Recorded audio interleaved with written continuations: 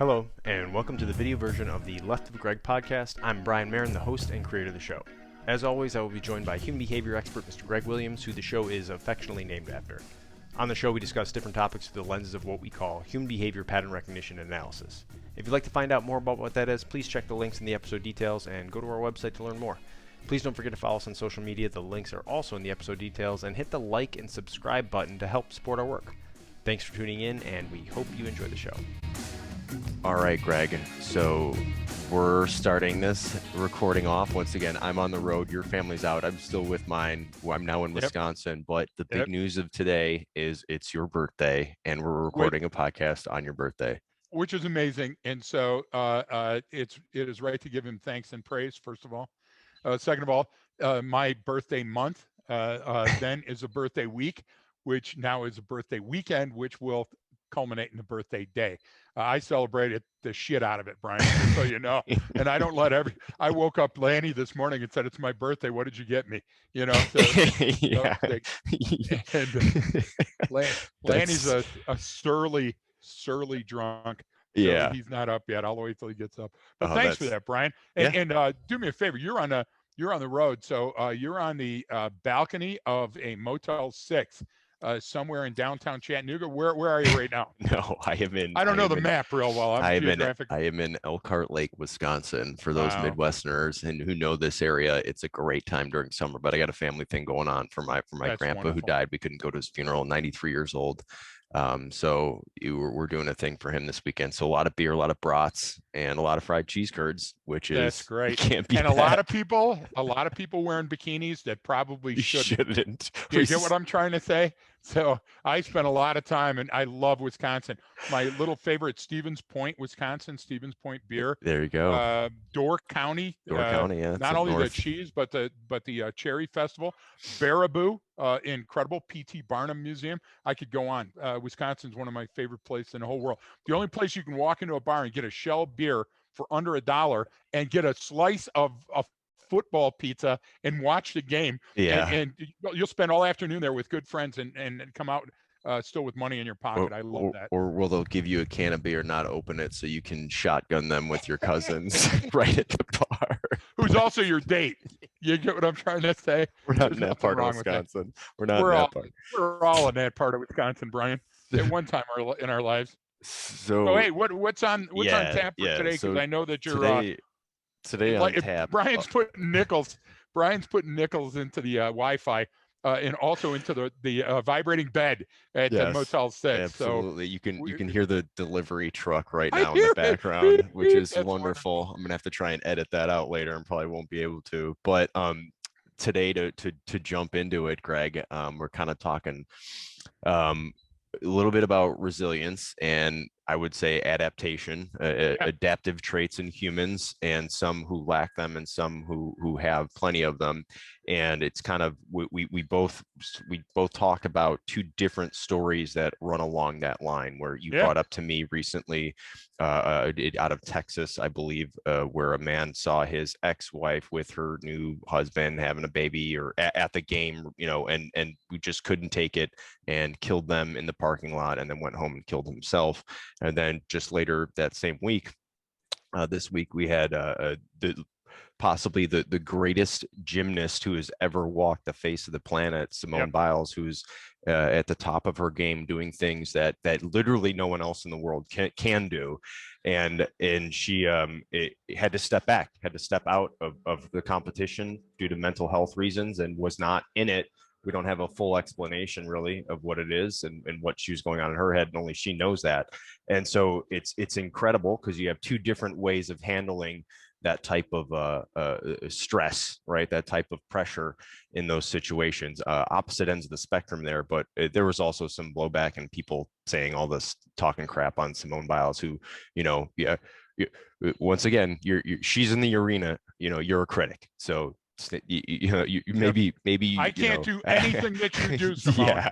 I have never accomplished anything you've accomplished, but I am here to call you a shit person because of walking off. That's the kind of stuff I'm talking about. How can you call somebody shit when what have you done? But listen, but that ties into it though. But go ahead, But what you're talking about, listen, high functioning people respond chemically differently than the rest of us. And the essence of training and rehearsal is to be able to ride that euphoric wave like a runner's high. You got to hit the wall and you got to get past it. Now, we're talking about two sides of the same coin with the guy that shows up at his kid's game.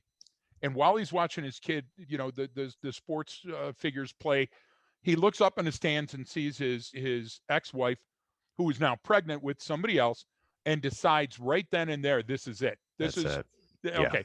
Now, I wrote you, it feels like rage, but it's not, because what you have here is the electrochemical neurotransmitter sending a message and saying, I am going to allow you to focus better now than at any other state in your life, because the stresses, the demands on you are greater than usual. Does this sound like Simone Biles? Yeah. Okay. So I'm going to put you in a survival state of mind, and I'm going to give you more pressure than usual, but I expect you to be resoundingly better, okay, in this moment. You've heard about the people picking up the piano when it falls on a kid, or the group getting together and moving the car. What happens is your brain gets this. Your brain starts feeling that all of these pressures are coming, and she had enough pressure on her to turn her into a diamond, right? Yeah. But so did this guy. He's watching his kid play, and he's got the should I stay or should I go? Sees the wife, instead of saying, look, good on her, God bless her, she's going to have another kid, maybe they'll have a better marriage, maybe I can. What happens is he gets that same flood of chemicals that Simone did, and Simone goes, you know what? I'm not operating at peak performance. Resilience is the long game, Brian. It's a marathon, not a sprint. I have to recuse myself. I have to step back. What he did is he looked at it and he says, you know what? This is a marathon and I can't even get out of the fucking starting gate. Right. Where's my 38? That's what we have to challenge going forward. We literally have to take a look at imagining the word resilience, because I think we use it right in the terms of adaptability, creating a balance, sustainability, long-term sustainability. Okay. And I don't think people do that. I think people just look at it and go, oh, he bounced back from this. Oh, no, it has to be a series of peaks and valleys throughout your life that demonstrate that you can roll with the punches, even if the punches keep coming. And this poor guy couldn't, Brian.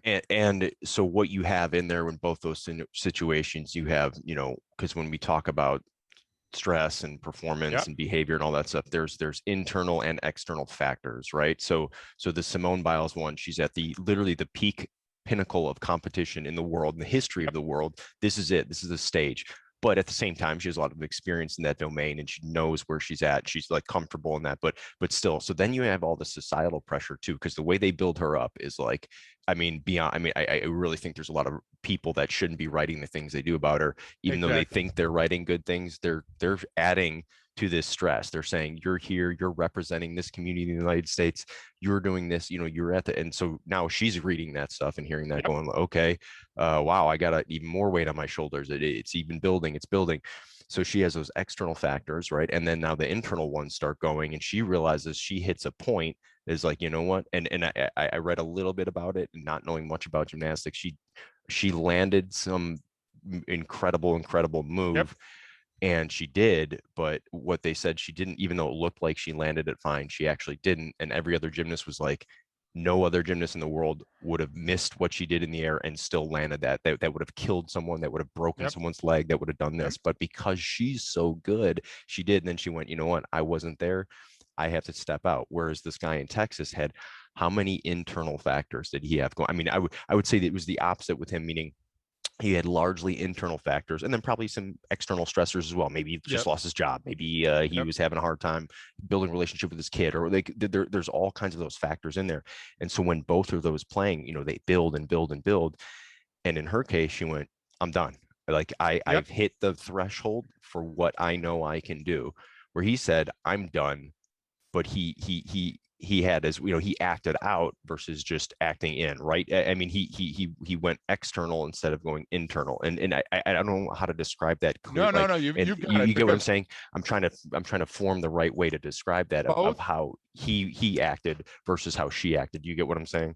Both of them had a temporary break with reality. Okay, the reality of the situation that they were in. Now, I want to give you perception for a minute.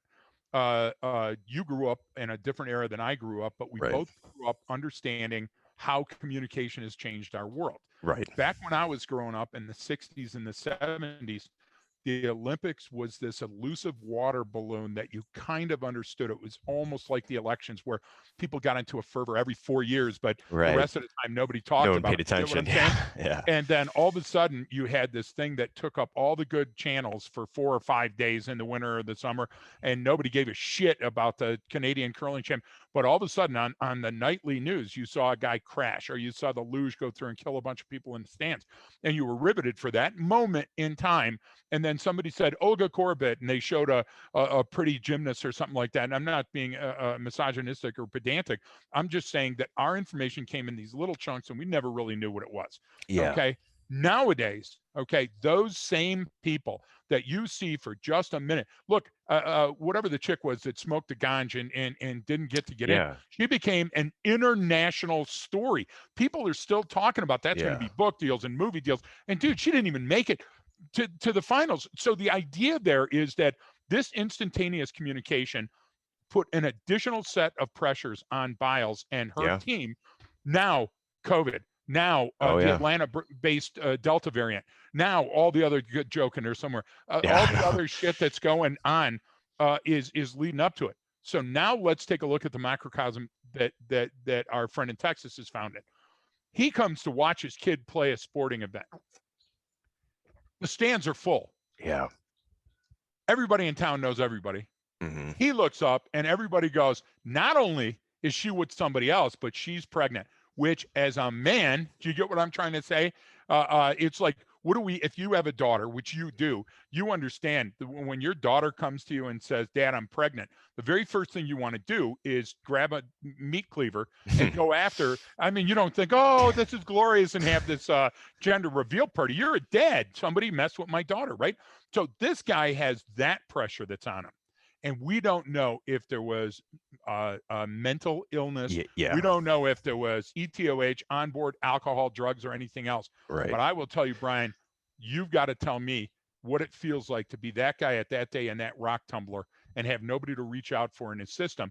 And because he wasn't resilient, he cannot bounce back. He cannot transform this into a learning experience. He cannot achieve long-term sustainability by learning from the events. So part of training is that you can teach yourself to be resilient and be euphoric in the moment. You can stimulate that with a good book or a favorite film or a poem or exercise, like Collier, our buddy Eric Collier. Now he is he looks like a cartoon comic version of a muscle builder. His head is in the center of his chest. Bench presses 1,000 pounds and curls 500. Why? Because for him, whenever he needs to relax and go internal, Brian, he does it at the gym. And God bless him. He's a wonderful person. He doesn't manifest the stress because he has an outlet. Right. How many of us need that outlet and haven't found it yet? And Biles needed that outlet.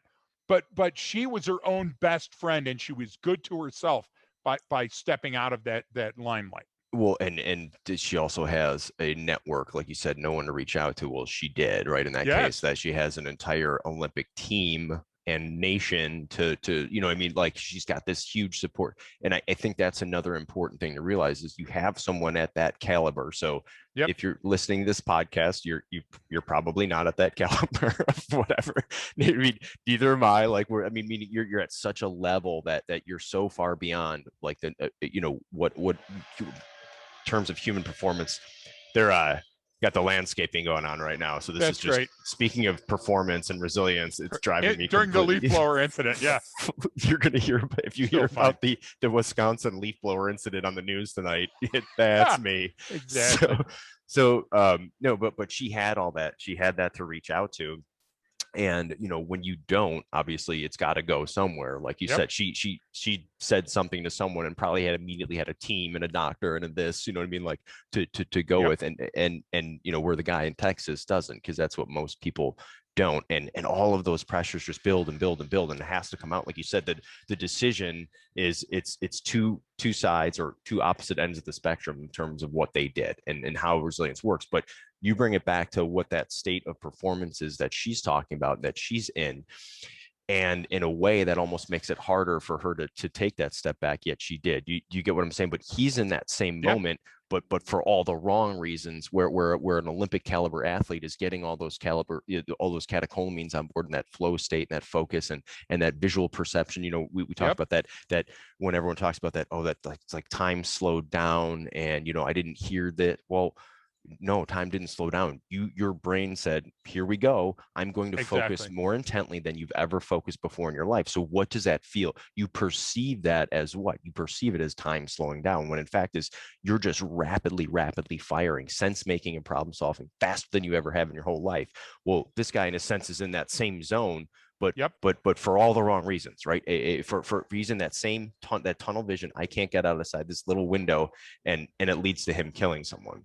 Yeah, and remember, when we call it a temporary break from reality, we're doing ourselves a disservice, because we keep trying to name stuff and we try to put it in terms that won't affect us. So we're trying to say, hey, he broke down, he had a breakdown, he flipped out.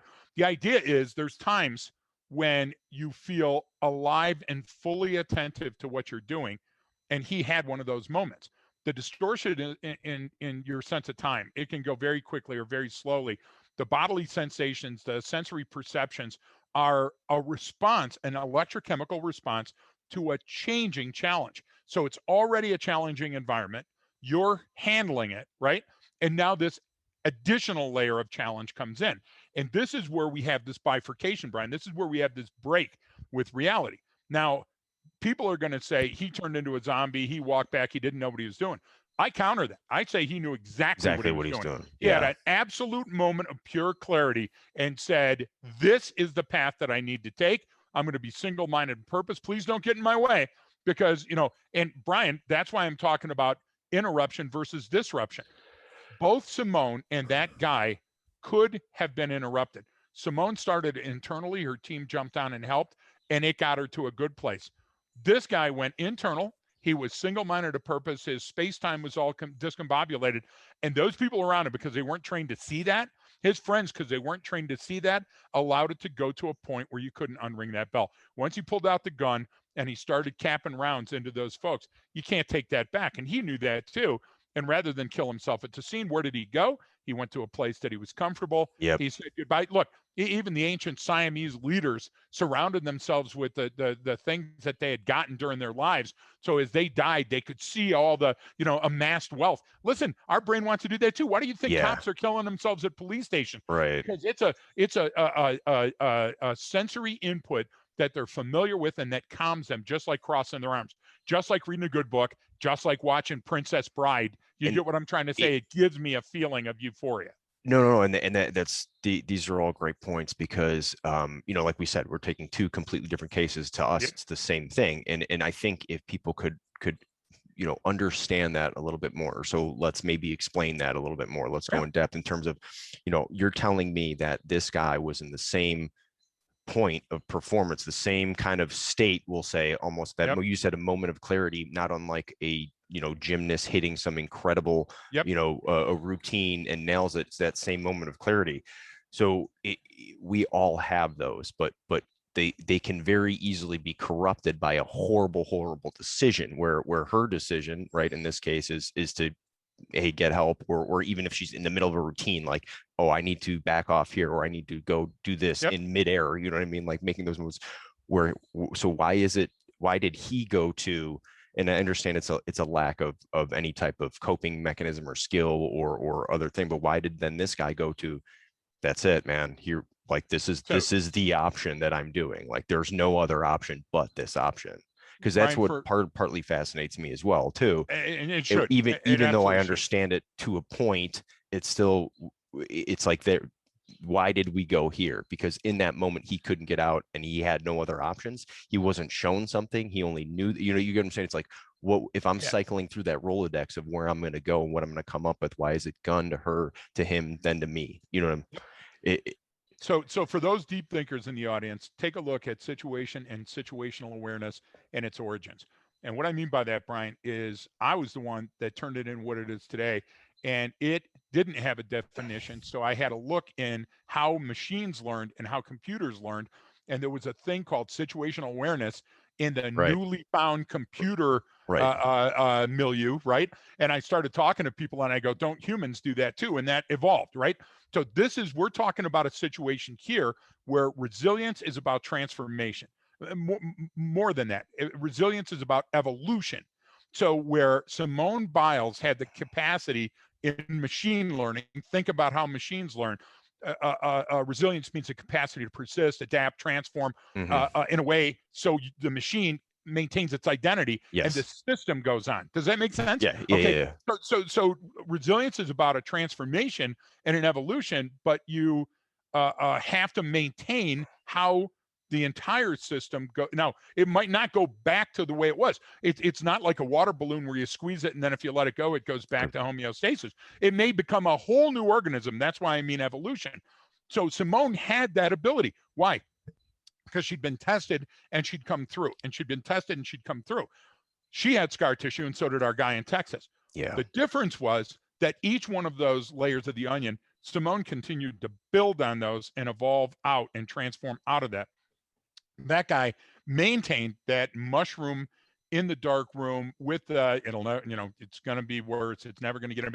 And each one of the things that he found, confirmation bias, made it look like here's another reason things are. Now he's at this penultimate event. He sees his wife, and he is now in Las Vegas pulling the one-armed bandit. Follow me here. You don't play a Vegas machine because you win. You play a Vegas machine because you almost win. And the feeling, the euphoria again, that runner's high that you get by almost winning the jackpot keeps you putting in the money until you're out of money and you're blowing somebody for another $5 so you can go hit the high limit slots. Life is like that. So we become more resilient when we step back from the machine and say, wait a minute, this is a gag. Yeah. This is a routine. This is a groove in the record I have to get out of, right? That's where addiction comes from. So what was his addiction in Texas? His addiction in Texas was her, and he couldn't move forward. He had to live in the present or live in the past. She had already moved forward. As a matter of fact, being pregnant demonstrated that she had moved forward. Simone Biles not only transformed, but she adapted. She evolved. She came out of that situation stronger. And people would look and go, well, how strong is she that she walked off? Dude, that's the ultimate in strength. She had everything in front of her, and she took a step back and said, not today. Everything she'd worked for in life, all the social pressure, everything building to tell her this is what you're going to do, this is what you're here for. Everything said she should get back out there and do it. And to I mean, that is so powerful to be able to sit there and go, I can't do it. It's like, when Michael Jordan retired from basketball for 2 years after his dad died, he was like, I can't do this. Yep. Like you're at the top of the game. We're winning championships. And people are like, you have a couple of good years left. What are you doing? Look at the billions that you'll make. For what? For all of us. So the real question here for Texas, Brian, is why didn't he just blow his brains out? Because he was willing to kill his son's mother in the parking lot. Right. He was willing to do it in a public place, which signals that he wasn't coming back.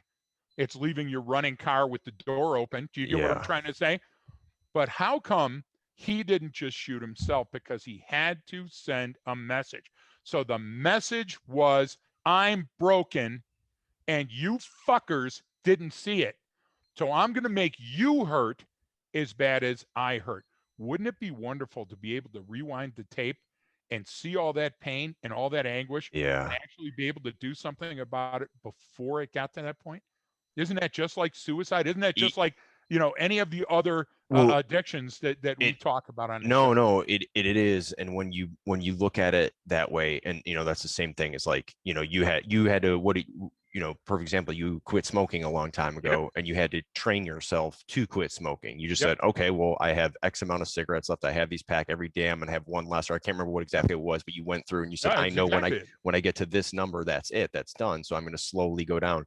But that's a training program. And the idea is that's adaptive. You created So if you break everything down to like an adaptive trait, right, as resiliency being an adaptive trait, well, the opposite of resiliency would also be then an adaptive trait, right? It would be something you've gone the other way. You didn't say, F it, I'm going to start smoking more. You went, I'm going to go down the I'm other going to way. teach myself, Yeah, right? but that's Exactly. the I'm going to idea. go. What did they say in Uncle Buck? I quit smoking cigars. Then I'm going to go to a pipe, then chewing tobacco, and then I'm going to go to cigarettes, and that's when I'm going to quit. That's what I came up with, Brian. Sometimes it's the hat. So no, but that's the that adaptive trait. I look at it that way, right? So if you can do that for smoking, then can you do that for everything else? And Absolutely. the answer is yes. I mean, that's the whole thing. Is if you know, it's the same thing, right? You learning that to do that is no different than any other type of, I'm going to learn a new behavior, and it's going to change the neural pathways, not just of how I behave, but then how I think and how I look at things.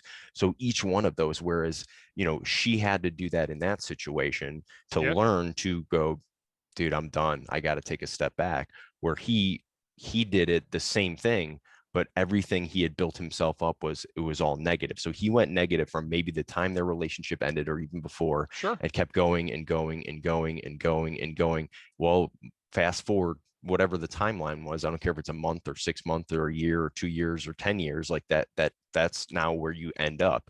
And I think your point is, all along that way is you see the de-evolution, right? So rather than evolve, I devolve into something else, and the manner of thinking that will lead to this. And it's that, I'm not trying to oversimplify it, but it is that simple sometimes. It is. I mean, it's both very complicated. You talked about it in terms of machine learning, but it's also, you know, we had that other conversation about how human behavior works. It's incredibly complicated, and it's also incredibly fucking simple. You hurt me, I hurt you back. I smash. So of all of these things, it's like, you know, how do I do this? Because you talked about the disruption versus interruption, and I kind of want you to elaborate on that a little bit, because you brought it up, and it's kind of an interesting way to look at it. So can you kind of, so let's do this. Yeah. Let's go back one sentence, and let's go back to your comments, which are amazingly poignant on adaptive leadership. So adaptability and adaptive leadership, creating the ability to embrace change, learn from change, turn it into something positive by experimentation and innovation, meaning that not all change is bad. You got a melanoma that's changing color, might be a bad change. You get what I'm trying to say? Yeah. But not all change is bad. Right? But we naturally fear change. Of course we do, but you have to embrace certain changes. Like, for example, I remember being in the military, finding out that I was going to go through a divorce that I was so close to, that I was too blind to see a bunch of different stuff. And I was devastated, and I thought my world had ended. And all I could imagine is what's going to happen to my kids, what's going to happen to my family, what's going to happen to my job, what's going to happen to my career. All these different things were flooding in. And I had a sage graybeard that sat down with me and goes, right now, this looks like your universe is imploding. It's a black hole. Nothing's ever going to be the same. But I can tell you, in a year, and in 2 years, and in 5 years, life is going to be better than you could ever have imagined it. You're going to have all these opportunities. Brian, I told that guy he's full of shit. I wanted to reach for the bottle. I wanted to reach for a gun. Okay. But the idea is that interruption has to happen early in life. You have to teach kids that not everybody gets a ribbon. You have to teach kids that when you climb higher, you fall down, you'll hurt worse. But the view from up there is flipping amazing. So you have to teach kids young that you're going to get knocked down, and a lot of times it's going to hurt. But take a look around you at these role models in your life that have turned adversity. You ever watch the movie My Left Foot and just go, holy shit? You ever watch Helen Keller, the old black and white film? Yeah. And go, so when you think you got it bad, you know the greatest thing about the Combat Hunter program? is that I got to see vets coming back from combat, and our good friend, the legless sergeant major that had made 7 trips into the war zone, and on the last one lost both of his legs. And what was he doing, Brian? He was teaching at the IIT. He Yeah. was a tactics leader. He was telling people, and you're sitting there going, oh, I have a headache today, or I have a toothache today. Well, You know what I'm saying? That but is the ability to interrupt that thought and say, there is a way out of this. okay, but the comment on that though is always, these things are inherently subjective, right? So meaning the experiences are, right? So which I agree, there's always, but when you say like, hey, someone always has it better, or someone has it worse than you, it's like, okay, but not in my situation right now. And Yep. you also on the flip side wouldn't tell someone who gets a job, you're now head fry cook at McDonald's and they're celebrating, you wouldn't say, hey, don't celebrate because someone else has a better promotion. And I think that's difficult for a lot of people to understand, because then if the car accident that you were in that scared you and set the airbags off, that may be the most traumatic thing you've ever experienced in your life, and so Forever. that's what you have, and that's great. There's a lot of us who've been through much worse, but Yep. it's inherently subjective, and I think that's also why people that's why everyone has a comment on it. You know what I mean? It's like you're Simone Biles. But You know what I I mean? will tell you this. Yeah. You're so smart, Brian. But what's happened is you have put yourself at the center of the orbit. So what you're doing is the constellation is spinning around you. You're the central planet. That's what we get wrong in life. Right. Okay. Okay. We are part of a big thing, Yeah. and everything matters. So what right did this guy in Texas have to take the life of the unborn? Oh yeah, none. And her new husband. Yeah. Now, what spiral spun out of that? The kid is never going to be the same. The people that were at that game is never going to be the same. The whole community, is the going to whole be community, the school. Yeah, everything. but not just that community, that school system, and the next school is going to say, well, we need to brace for this storm because it might happen here. So what you don't think is you don't think of those spirals that emanate from absolutely everything that you do. So that's what I mean, interrupt. You have to interrupt bad decisions right in the moment. You have to stop in the airport and say, you can't say that or do that or be there. You have to do that at the 7-Eleven. And people are going, wait a minute, you're saying, be the ostrich, stay out of trouble, do all that other stuff. Yeah. But when it comes to resilience, when it comes to a broken human that needs help, if you don't take action in the moment, or at least get somebody to take action in the moment, you're going to foment this situation that's going to it's going to be an experiment in violence, Brian. Why? Because violence is the easiest way to solve an immediate problem. I'm sitting there and I want to punch my wife or husband and say, so there. Okay, why? Because it's easy. And I get the satisfaction. Now, do I think about the spirals later? I'll never be able to have a weapon again or go hunting. Right. I'm not even bow hunting. I'm going to lose my wife. I'm going to lose my house. I'm going to lose. No, we don't think about that. That's what I'm saying is what we have to do is take a look at space-time and say, giving myself the gift of time and distance, not hitting send. Listen, maybe I have to absent myself from my kids' first couple of games because I need therapy. And the therapy I'm going to be is playing pickleball with my best friends who talk me out of eating my gun. That's what we're talking about here. Because look, disruptive is completely different. Disruptive is this. You and I have decided to embrace a disruptive innovation in how we do situation awareness and human behavior pattern recognition analysis. I'll give you a perfect example of that in a very simplest sense. We partnered with Thin Blue Online. Why? Because their product is good enough.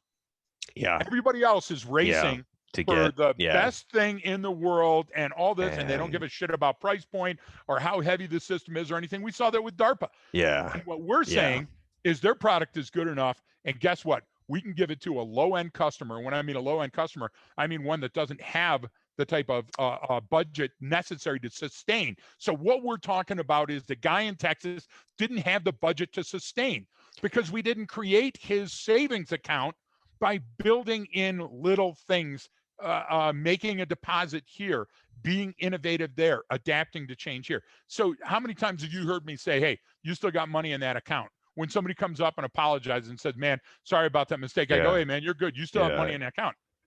That's what I mean. I mean that you have this lifelong account. You know what I'm trying to say? No. And his was empty. He went to the ATM, Brian, and his was empty. So he made the only choice that he knew. The gun was in his pocket, and he said, I'm going to use this gun because everybody's going to hurt as much as I'm hurting right now. No, and it's no different than I always try to relate these things to my own life so I can Yeah. see it when it's happening, right? So perfect example, we just drove down from the UP here to Wisconsin, 3-hour drive, so not bad, but I'm used to driving how I drive, so I Yep. got pulled over in UP right before leaving Michigan. Was doing 73 and a 55. Thank you to the officer who pulled me over. He was very polite and was just like, "Hey, do you know why I pulled you over?" I said, I was probably going over the speed limit. And he said, yes, you were. And he was actually like, I understand there's not even a lot of people out. There's no reason for this to only be 55 in here, but that's what it is. And he ended up giving me a lower ticket. Had to still wrote me a citation for like 5 over, just saying, hey, slow down. Did you give him left the Greg podcast? Of course. So thank you. Thank you to him. He both did his job and did me a solid at the same time. So but here's the thing, obviously that sucks. I don't pay that $100 and whatever dollars, but hey, I did it, and I was definitely going too fast.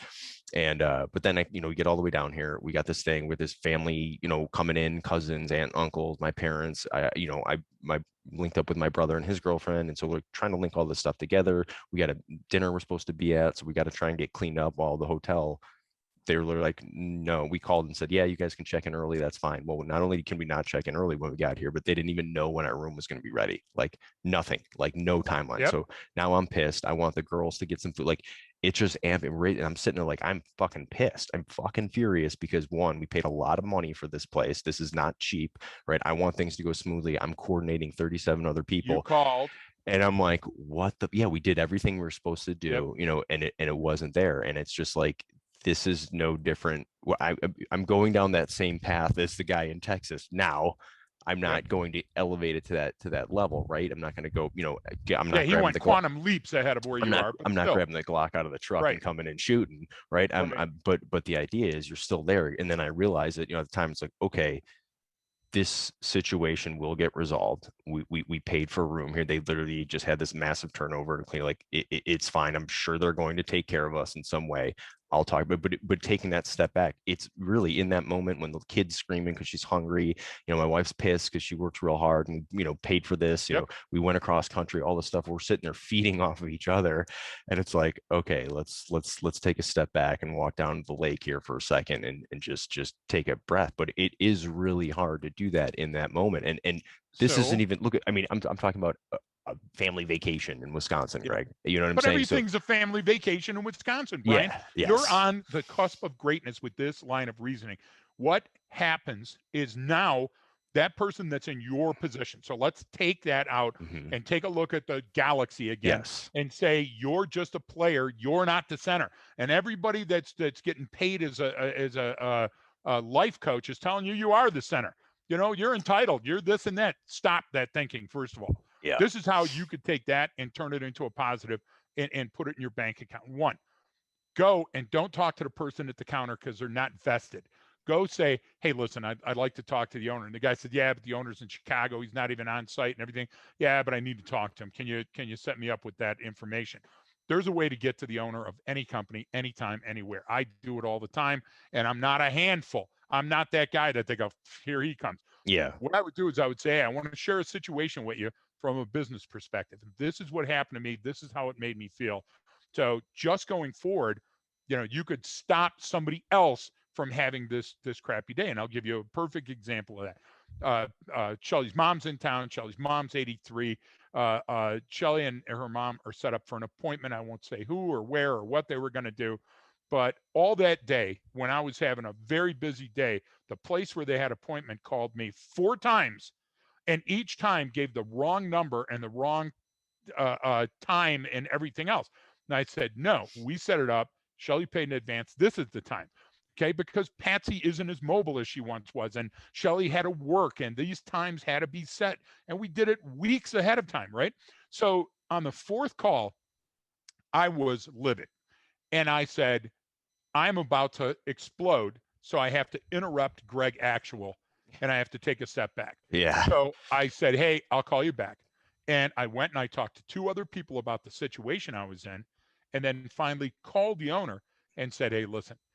Now the owner describes, hey, look, I'm so sorry for this. Didn't know it was happening. 4 different people got the same information. Computer is acting wonky, all this other stuff, and it got fixed. Why is that important?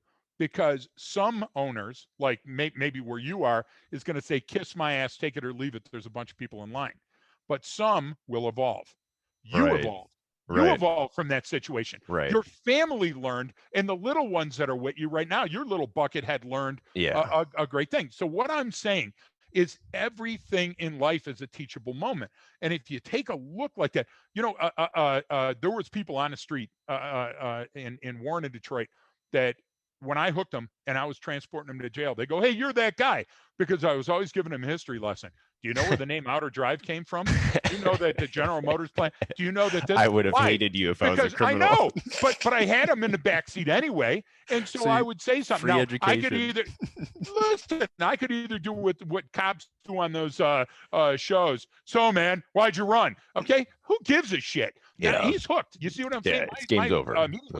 So we'd be going north on Mountain, and I would say, "Did you know that the Studebaker plant and the Packard plant, and so it was actually the running gag on the street that's the guy. Why? Because life doesn't have to be miserable.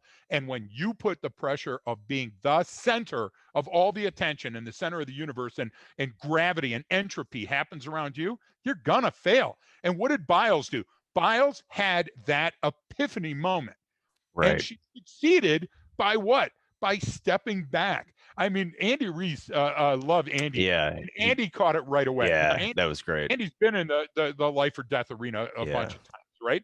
And so I had to read all the comments. You know what I love? I don't understand LinkedIn.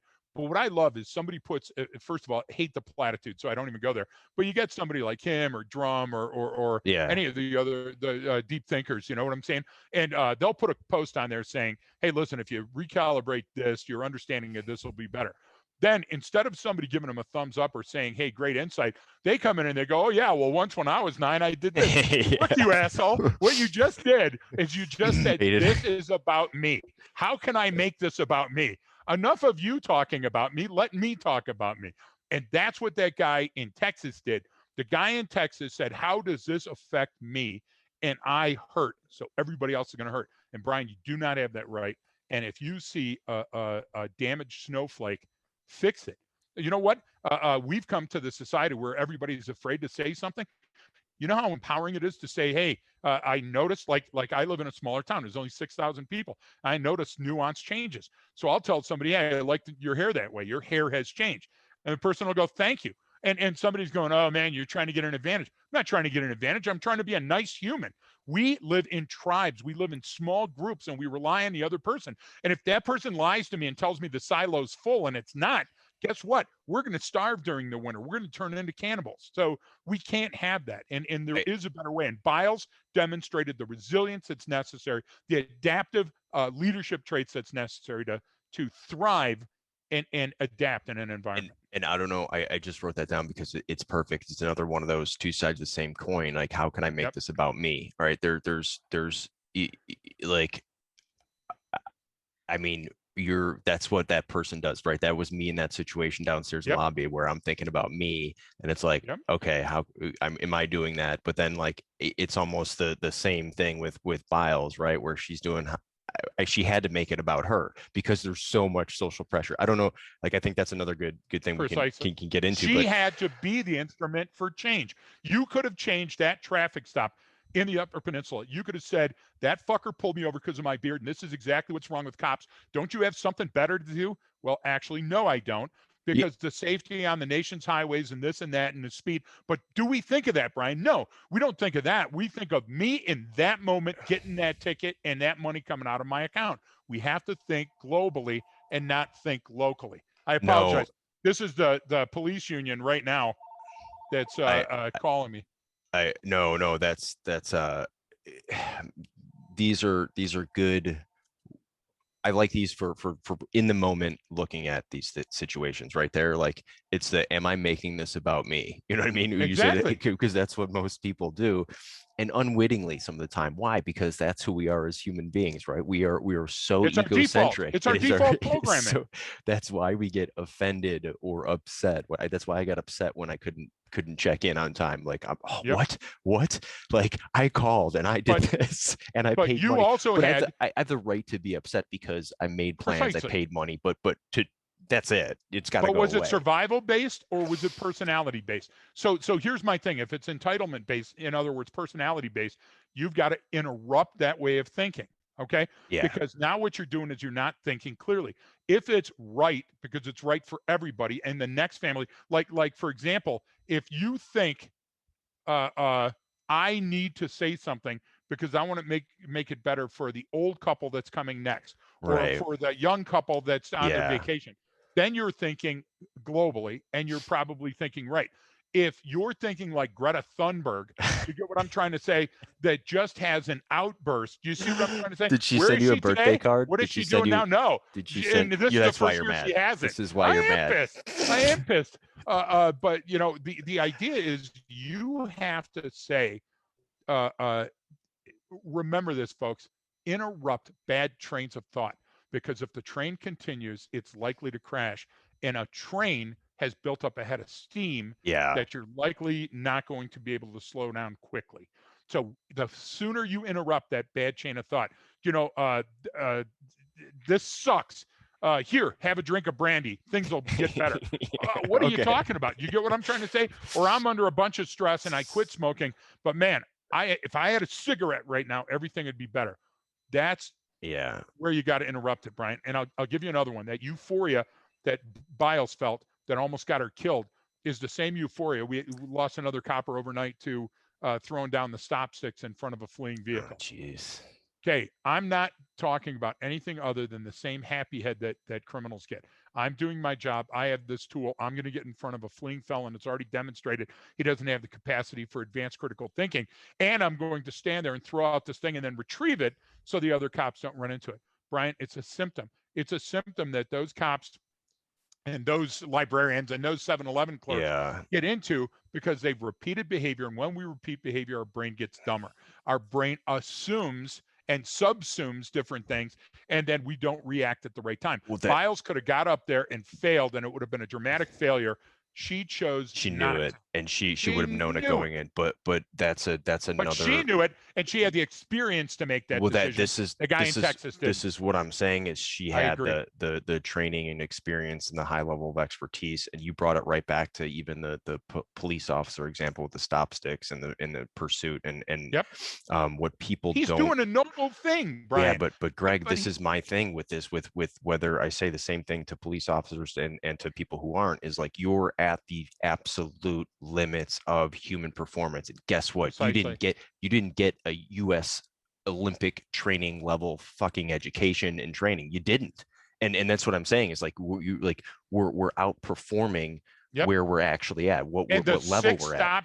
And stop sticks you did earlier for DUI and all that other stuff make you dumber. They don't make you better. Because you've done it correctly so many times and done it well and learned and done this, like it's in our benefit. It's same thing with like you didn't get to get the level of training and experience that Simone Biles did, so you didn't get you never had that thought of making that decision. Just like our guy in Texas when did it, he didn't have all that stuff. So we forget sometimes where we're at, and if you're at your limit of your performance, you're right there. You're at you're so hyper focused that you can't get out of that loop. And so the am I, how can I make this about me?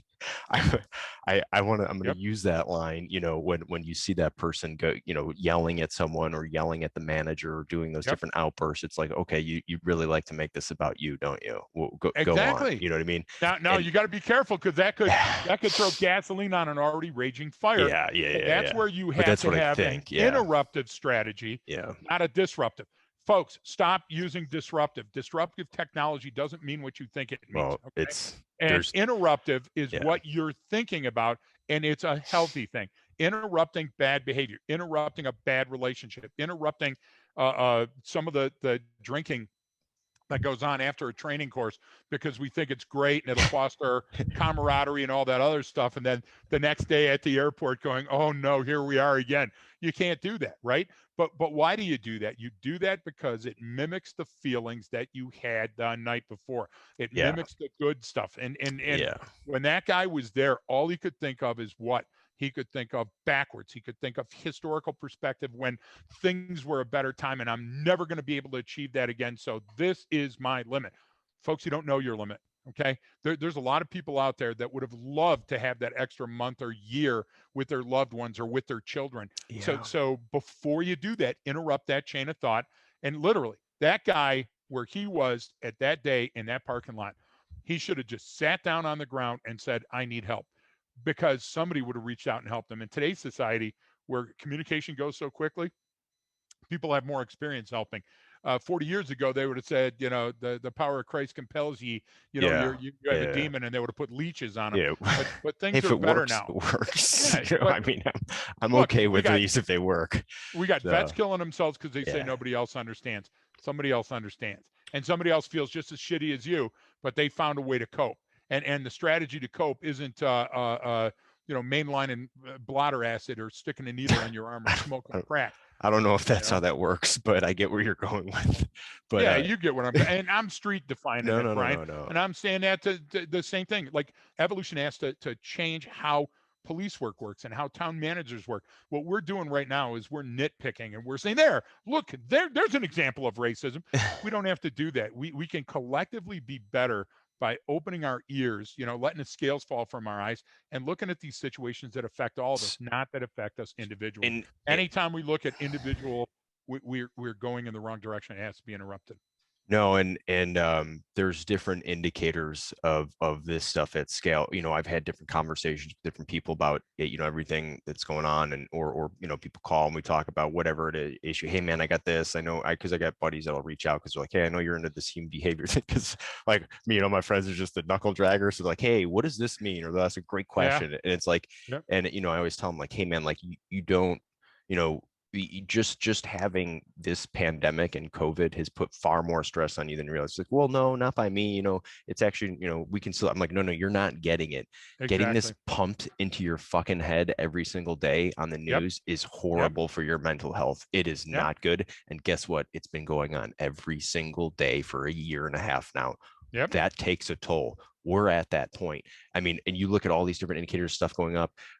We talk about communication breakdown. One of the big things is we talked about this, where you reach out to someone and then you're talking and hey, I'm interested. And then I just literally never hear back, like nothing. Right. You get ghosted and you're like, this is insane. And I'm noticing it. And the more I did start talking to other people, there's places now, employers, employees, just like people going through interview process with a company to where they get a verbal job offer and then never hear back from them again. I mean, people are just complete. Well, I don't feel the need now to talk to you anymore. So rather than end the conversation, rather than say, hey, you know what, we're not interested or we're moving on.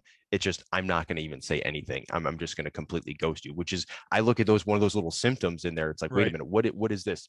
What's causing this to where people suddenly, even in a business environment, Greg, to just not respond or just say nothing. I mean, that's unheard. That was unheard of years ago. You'd at least reply back and go, hey, the professional thing to do is, I know this is a difficult conversation or whatever, but you do that now just at scale. People are just, F it. I don't need to respond. So look at a symptom of that with social media. Yes. Social media puts who at the center? You're at the center. Always. And you're controlling the message. You're on transmit. Okay. You can't wait till the other person stops typing so you can send the emoji or the response or an answer to it. You can't. You get a learned journalist that writes something and you spend the next 15 minutes sniping what that person said. From whose perspective? From your bully pulpit. That's not life. And what's happening is the pendulum's coming back. So all of the stuff that you're seeing now that's unhealthy will be interrupted by time, because bad things don't last the test of time. They go away. But I say that you can live a much more full, rewarding life by interrupting it early enough. And you know what, Brian? We say it all the time. Sometimes vote with your feet. Sometimes put the phone in the drawer. Sometimes go out of your way to find somebody doing something right and tell them about it. The one thing is, I don't have a lot of money, but I tip big. Whenever I tip big, that means you've done something significant. And I also tell the person, listen, I like the way you did that. Thanks for treating my parents in this way. You did a good thing. You saw me yesterday. I ran around town yesterday making people feel good because they helped out in a situation that we had. That's life. Life is all about paying it forward. If you're introspective, you're down and in all the time, and all you think about is how I'm going to fare, you're going to have a much less fulfilling existence. And this poor guy in Texas saying, I'm going to take my ball home so nobody can play. Yeah, that's a non-starter, Brian. That's what it is. And, in these well, moments. We also want Simone on the show. So Simone Biles, whoever's talking to you, Rulon Gardner was in Gunnison. That's the name I was trying to think of at Western. And I didn't know in time because I had him on the show. But Simone, come on the show. We want to hear you. If anyone listening has a pathway to the U.S. Olympic team, actually, I might know on the lifting side. That's funny. Okay, I'll try it. I'm gonna track that down. We'll see if we can pull on that thread. But no, these are I like to give. You're good at giving those sound bites that it's not a platitude. It's something to key in, to remember in those situations. And I like the thinking globally, not locally. Just what I'm part of a larger universe. So so maybe this is a time where I take a step back for a second and go, maybe it's someone else's turn to get whatever it is, the attention they need. The talk about the temporary breaks with reality and how easy it is to kind of fall into that. Yeah. No, absolutely. We have them every day, so it's okay. Listen, whatchamajigger made the coffee table book on killing on Grossman. Grossman made a living off of telling people about perceptual narrowing and hyperfocus and all this other stuff. Listen, that doesn't matter. Because if you didn't know it when it was happening, how the hell can it help inform the decision that you made then? I say think about forward. Neutral gets you nowhere. So think about your next encounter and stopping in the middle of saying something and interrupting that train of thought before it derails. It's a healthy thing. And I'm telling you, try it. I've transformed. People that knew me then go, you didn't know what you were like 35 years. I know what I was like. And I had to get up and out of that. Brian, you're not the same person that when we first met. And the idea is, okay, either we're growing, do you get what I'm trying to say? Or we're dying. So we're innovating or we're stagnating. Where do we want to be tomorrow? Where do you want to be? No, that's good. And I like that. These are just good things to, like I said, remember in the moment. The disruption versus interruption, adaptive traits and leadership, and what am I adapting to? Where does this go from here? Is this going down or is this going up? Is this going, so let me give you that one. Let me give you one on adaption. So there was a gosh damn TV show on late last night. I can't sleep, so I got to take more pills for this gosh damn thing. And there was a show on, and a guy opened up a briefcase, and inside the briefcase was a chameleon, and that was going to be the new friend. So it was like some kind of cartoon show or whatever. And I thought about that for a minute, and I took a knee, and I said, chameleon. A chameleon blends in with its background, so it stays hidden from a predator. Mm-hmm. But a chameleon doesn't get anywhere. Okay, that just gets a chameleon another hour, another minute, another day. That's the guy in Texas. The guy in Texas hid all that anger. He hid all that stuff. And then sooner or later, it had to come out. So if you're just going through life playing the chameleon, that strategy is not sustainable long term. You have to live in the moment. You have to live for your tribe or your set or your group or your family. Part of what you did was your protective instinct kicking in because you had your family with you. Yeah. But once it turned to personality driven and was just about you, you have to interrupt that. You get where I'm going? So chameleon gets you nowhere, baby. Chameleon is not the way to live your life. Ostrich is not the way to live your life, okay? And you also can't be running at full tilt all the time because that's non-sustainable. Who does that? Zebra. You get what I'm trying to say? And sooner or later, cheetah shows up, right? We've all tried that. We have. It does not work, It only works for so long, is what it is, right? I mean, that's what you said. You can't be constantly at bang, right? The whole talking about time. Sustainable change, baby. We're talking about sustainable change of the entire system. Let's go back to machine learning, because if the system and all the key components aren't running optimally, the system will fail. And you're part of a much bigger system. You're a cog and something in much a bigger larger than you wheel. individually. Yeah, Yeah. no, and that's always a good thing to remember. And again, I know because it's hard in those situations sometimes to realize that, but when you can take a step back and go, okay, I'm one spoke in this wheel, so let me stay where I belong here. No, that's a Spot on, babe. good way to look at it and remember stuff like that. So, and I think that's kind of a good spot to sort of bring it in for a landing, Greg. No, I love it. What else do we want to shout out? And I mention? just want to do One a thing shout out. if anyone's real quick, if anyone's listening to, we've been having some issues for some reason this week. Well, we're recording it this week. The podcast didn't load on Apple Podcasts, but it did on all the other podcast players, which I don't know about, but I can only what happens in these situations is everyone places the blame on everyone else. So it's like, okay, it'll be on there when it gets on there. No idea what happens, but if that is happening, because most of our listeners are on Apple Podcasts, you can also listen right on Spotify too. I don't know. It's the same thing, same show, same everything, just different hosts. So if that happens for some reason, I don't know what happened this week, but just had to explain that, Greg. So you can No, it's perfect. And I want to do we rarely dedicate an episode, but a good friend, a good human, great former FBI agent and father and husband, Ron Nesbitt, passed. Yeah. And just an amazing human. Yeah. And the world is less somehow today than it was yesterday because of his passing. So remember him in your prayers today, folks. Yeah, no, that's a good point. He's a great guy and did a lot for this country over his Amen. lifetime. So that's always important to remember those people. So that's I think that's it for today. We can end on that, Greg. Next one we're recording, hopefully I'll be back in the studio, not on the road. Exactly. And I'll be wearing pants, folks, for the first time this year.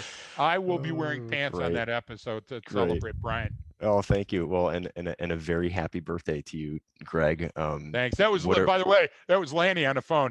Everybody knows my poor drunken neighbor Lanny. He just woke up and is wishing me a happy birthday and wants to go drinking. What are the big birthday plans for today in Gunnison there? Anything? Oh, well, let's put it this way, Brian. You and I have 3 more Zoom calls today. Yeah, that's true. And Shelly gets home and I go to bed. We're going to eat dinner around 4. You get what I'm saying? We're going to watch Murder, She Wrote at 5. Exactly. And we'll be asleep by 6. Brian, it's Gunnison. Come on. Yeah, it's true.